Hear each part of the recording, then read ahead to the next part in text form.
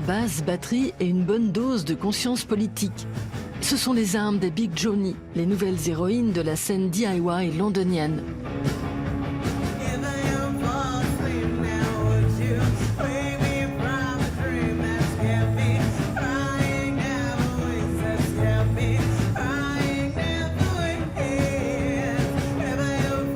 Elles sont à l'origine d'un nouveau genre musical, le Black Feminist Punk.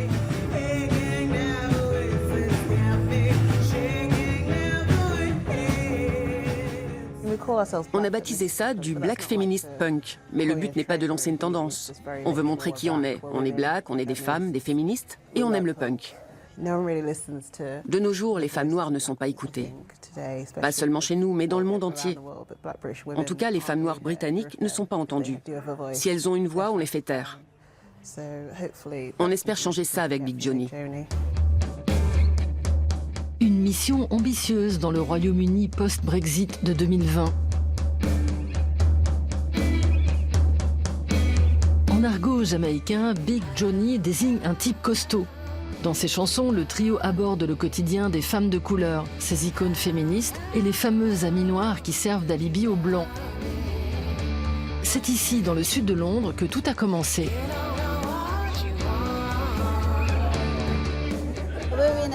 Actuellement, nous sommes dans le Village, au cœur de Brixton. Brixton est un quartier de Londres qui a toujours été central pour la culture noire en Grande-Bretagne. C'est ici que le groupe s'est réuni pour la première fois, juste au coin de la rue.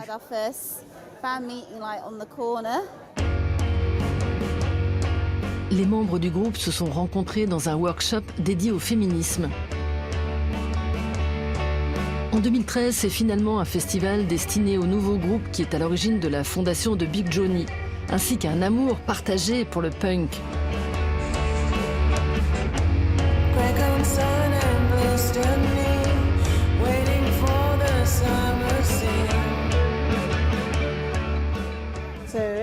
Quand nous avons fondé notre trio, nous étions très intéressés par le groupe Jesus and Mary Chain et plein de groupes post-punk. Je pense aussi à Riot Girl ou encore à des groupes du début des années 90 comme The Breeders. Mais nous sommes aussi très inspirés par la soul et la Motown. Sans parler de la musique des années 60, les Ronettes par exemple. Nous essayons de concilier toutes ces influences. Et puis, nous voulons aussi mettre fin au mythe selon lequel il existe une musique noire d'un côté et une musique blanche de l'autre. Toutes ces étiquettes. Parmi les fans de Big Johnny, on compte aujourd'hui Bikini Kill, Gossip ou encore Thurston Moore qui a publié leur premier album en 2018. Et quand les trois filles ne font pas de la musique, elles organisent avec d'autres musiciennes le Decolonize Fest, un festival pour punk non blanc.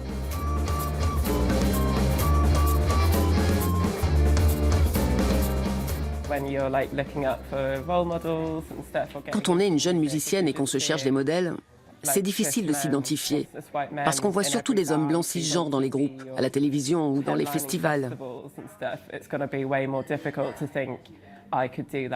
Si on voyait plus de femmes, on se dirait plus facilement « Tiens, je pourrais faire ça moi aussi ». Elles n'ont pas attendu d'exceller pour se lancer, elles ont foncé. Alors peut-être que moi, qui n'ai pas beaucoup d'expérience, mais qui déborde d'enthousiasme, je peux le faire aussi. Ce soir, Big Johnny joue à domicile au Moss Club à Londres. Le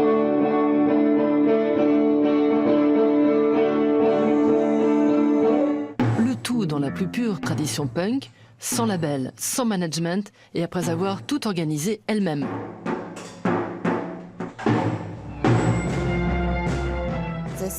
Dans l'industrie de la musique, il reste beaucoup de vieux gardiens qui ne veulent pas que les choses changent. Parce que c'est plus facile tel que ça se présente actuellement. On peut faire écrire une chanson sur les Tories à 4 jeunes blancs qui ne connaissent pas Leeds et qui d'un seul coup vont devenir le groupe le plus politique de l'histoire. Et là on se dit, pardon, vous savez qu'il existe des femmes noires, des féministes radicales qui font de la musique et vous voulez me faire croire que ces clones des Clash sont le groupe le plus politique du moment ?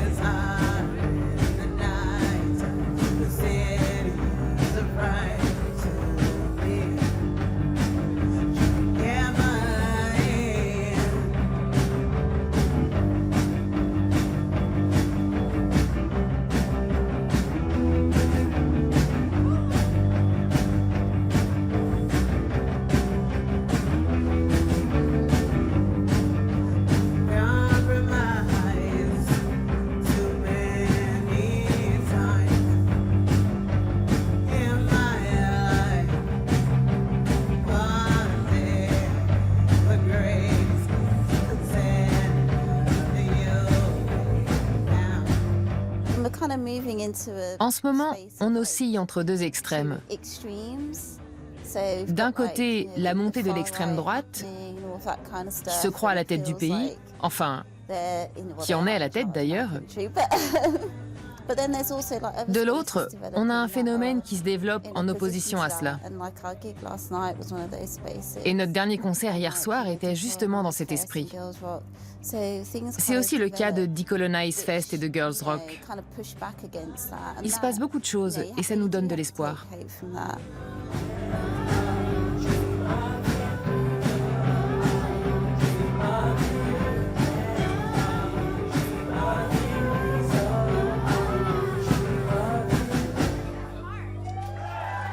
Tous les reportages de Trax et plus encore sont à retrouver sur YouTube, Facebook, Instagram et le site d'Arte.